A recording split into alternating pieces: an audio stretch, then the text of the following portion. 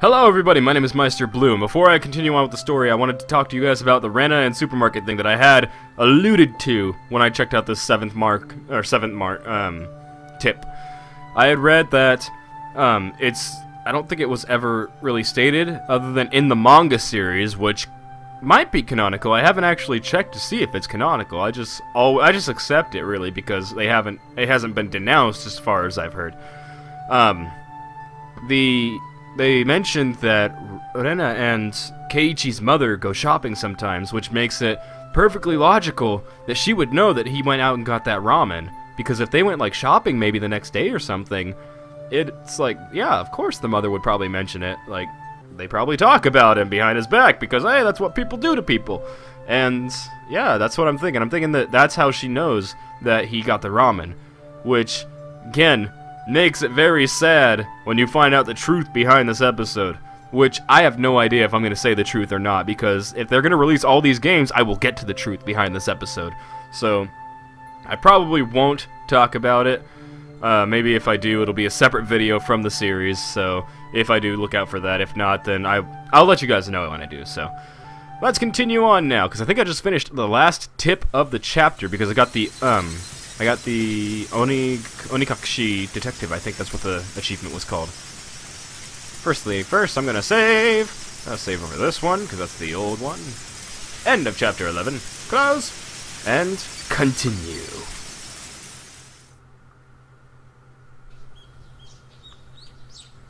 I guess I'd be lying if I said I didn't get any sleep.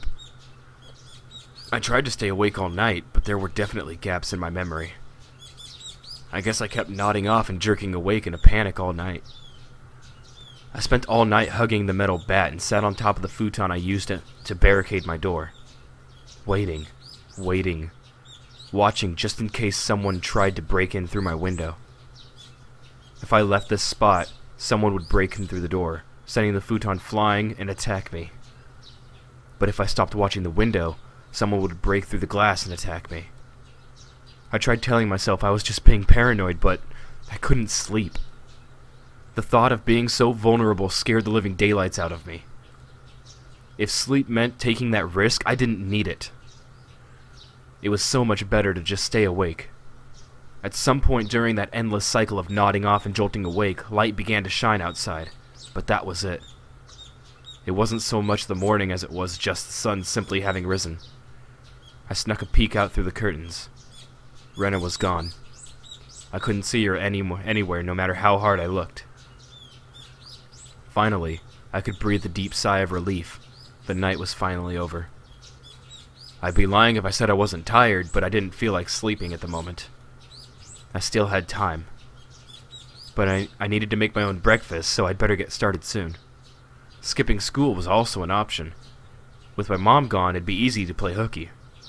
Honestly, I debated it. The risk involved in leaving my house was incalculable. So staying holed up here was probably my safest option. I cannot talk today. My tongue feels weird, so I gotta like do some exercises after this one. I've already tried doing some vocal exercises before this one because I do them every video, but maybe I didn't do enough. But staying here wouldn't solve anything. Oishi-san wouldn't help me without cold, hard evidence. Neither he nor my parents. So unless I found some sorts of proof, these relentless nights would never end. I stretched my body, tilted my head back, and closed my eyes just like I did every morning. I regulated my breathing, and regained my senses. Calm down, Keiichi Maibara. Let's go to school. Let's wait until they set their trap for me. But that didn't mean that I was going to twiddle my thumbs. I needed to avoid that trap and secure irrefutable evidence. Take note of the plates on any car that drives by. If I see someone suspicious, check their clothes and face. I wasn't just protecting myself. I was preparing myself to turn their attack against them and retaliate. The tension was similar to when two samurai were both aiming to slay each other in a single motion as they drew their katanas. I was not at a disadvantage. I would have a chance to retaliate. I finally felt a bit of courage growing in my chest. All right, let's go to school. I I tightened my grip on Satoshi's bat. He was the only partner I could count on. Satoshi, please lend me your strength. And entrust your dying regrets to me, since you were probably murdered. I'll make sure I dispel them. With renewed resolve, I checked the clock. It was still early. Of course, I was going to school by myself today. If I didn't want to run into Rena or Mion, I needed to leave now. The shattered fragments of the cupboard were still strewn all over the entryway. Right. I meant to clean that up last night, but never got around to it with the phone call and everything. If my parents came back and saw this while I was at school, I would never hear the end of it. Still, I'd be wasting time if I cleaned it up right now. And considering what would happen if I ran into Rena or Mion, it wouldn't be too late to clean it up after I got back. Making extra certain that the doors were locked, I left the house. My uniform was still covered in mud from yesterday, so I left it in the washer. Today I was going to school in a tracksuit. By wearing a different outfit this morning, my mind was forced to accept that today was different from yesterday. I had a hunch. Today might be the day I get killed. Keep your guard up, Keiichi Maibara. The only one who gets to decide if today is my last is me.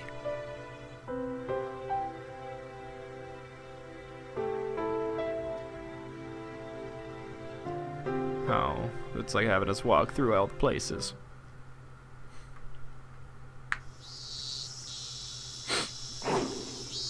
My nose is all sniffly. That could be one of the problems I've been having lately. I spent the morning practicing my swing like it was my natural routine. After a while, Rena arrived at school. Our eyes met, but we said nothing. Rena said nothing about last night, as if it never happened. But I could see that those events were real by the wounds carved into her fingers. I just heard her telling Satoko and the others that the bandages were from hurting herself in the kitchen. Though, it wasn't like it bothered me. The details that Oishi-san shared about Rena's incident before her transfer played vividly in my mind. Now that I knew about it, I couldn't even dream of Rena as a cute, ideal girl. I still can, Keiichi. Kei-chan, I see you're still aiming for the nationals. It was Mion. I had already sensed her approach, so I wasn't that surprised. Oh, Mion. If you understand, then leave me alone. I'm busy practicing. I gave her a curt reply without my usual jokes. Then I gave the bat an even larger swing, tactically keeping Mion from getting any closer. Hey, Kei-chan, take it easy. I think Mion got the message, but she still urged me to give it a rest. Homeroom's not far off, is it? Oh, homeroom's not that far off, is it? Just let me finish practicing. I swung the bat even harder as a sign of my refusal. Kei-chan, when did you get into baseball? Just recently. Recently? You mean yesterday? Don't ask if you already know. Oh dear. That's a very unsportsmanlike reply. You're distracting me. Go away. I ignored Mion and kept swinging.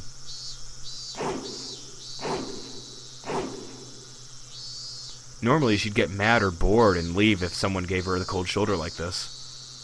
But Mion just stood there, waiting patiently for me to stop swinging.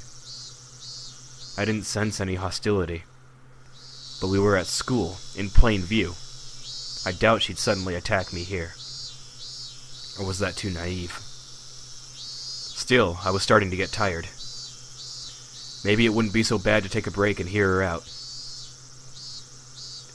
You need me for something, right? What is it? Sweat poured from me as I stopped swinging.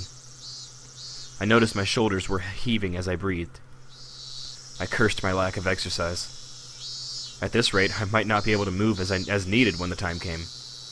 I should probably keep practicing my swings to build stamina in addition to the excuse for carrying around the bat with me. Well, it's nothing important. If you're tired, I can ask later. I can ask again later. Now is fine. I'm only dealing with you right now because I judged the situation to be safe. Talking to you alone and away from the others? That's out of the question. Well, Mion was uncharacteristically trying to choose her words. But unlike Oishi-san, it didn't look like she was going to talk about something I'd rather not hear. Mion was puzzled, trying to find the right thing to say. But then she gave me a hearty laugh to break herself out of that mire. This old man's just no good at this stuff. Having a poor vocabulary hurts. What's this all of a sudden? If you have something to say, just say it. Stop it. Stop that swinging. She cut straight to the point. Her request was so frank I didn't understand it for the moment.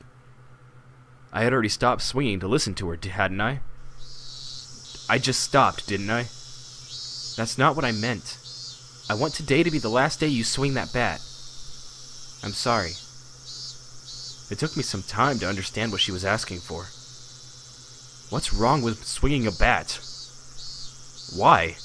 It's none of your business, is it? I'm not bothering anyone, am I? You are. Mion said it flat out. This didn't make any sense, and that was really irritating. When did I bother anybody? Mion was at a loss for words.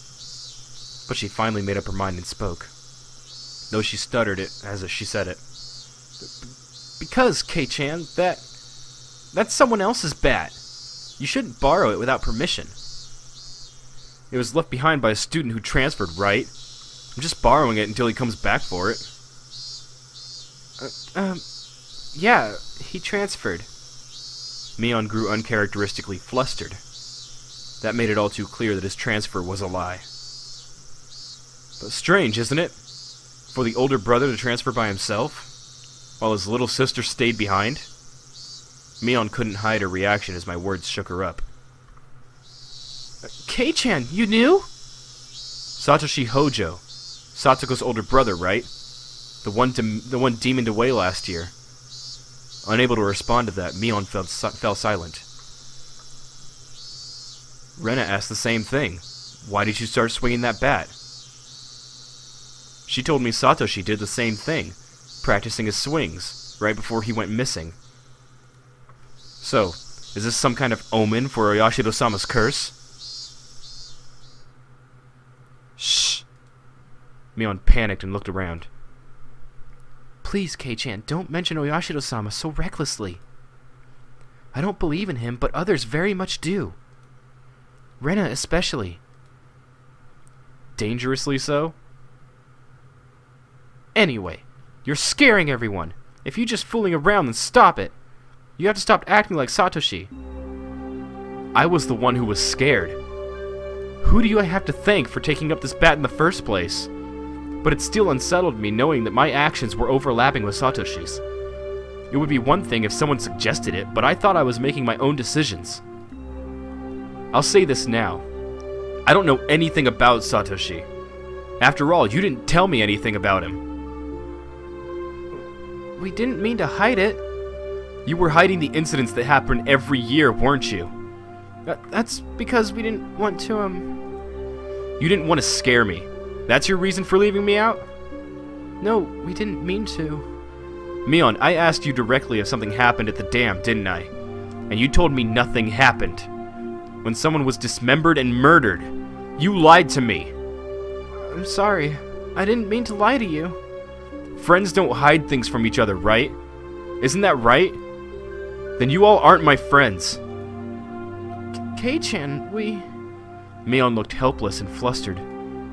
Was I imagining the tears in her eyes? I never could have imagined Mion acting like this. Oh, by the way, those get well mochi you brought the other day, they were good. I thought I was going to bleed. Who did it? You? Or Rena? Me, she admitted so easily. I couldn't help but be surprised at how easy that was. You could have killed me. How could you do that to a friend? But it was just a little prank. Mion gave me a wry smile mixed with confusion, causing even more anger to well up inside me. You think that was a prank?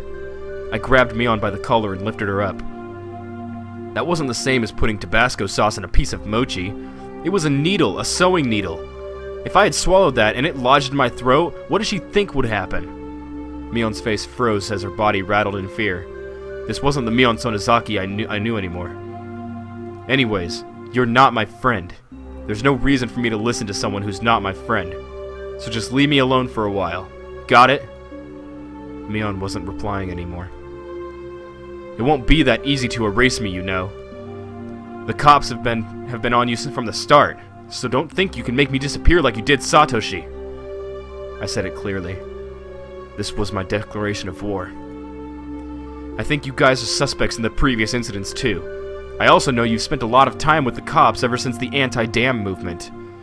Don't think you can hide it from me, got that? How? How did you know? Mion stood there with a dumbstruck look on her face. That was when I heard the principal ringing the bell for school. It was time for morning homeroom. Let's go. Class representative needs to be there, right? At that moment, for the first time, I realized Mion was sobbing as tears ran down her cheeks. You're so mean, Kei-chan. Me? I wanted to console her, but I shut my mouth. I had no need to feel guilty. I'm going. Don't be late for homeroom. I left Mion, still shaking, as I turned around to head for the entrance. I had no idea how troubling it was to make a girl cry. Behind my back, I could hear her muttering. It was a faint mutter as she was speaking to herself.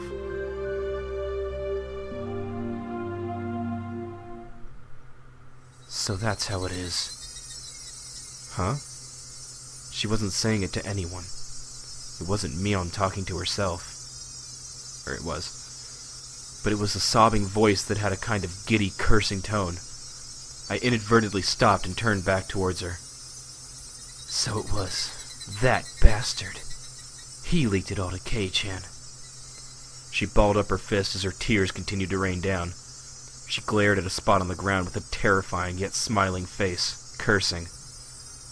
A chill ran down my spine from that demonic expression. This transformation, Mion's transformation, was different from Rena's. I should have killed him back then. He forgot the mercy I showed him just because he was going to retire this year. Retiring this year? Was she talking about Oishi-san? Damn it. Damn it. I'm going to kill that damned old man! It felt like the air itself had begun distorting. With Mion at the center, the world had begun to twist and spiral, bending, whirling. This was the first time I'd known, experienced such a visage. Alright. I'm going to call it right here and continue on in just a second. Thank you all for watching, and I will see you on the next video. So until then, everybody, peace out.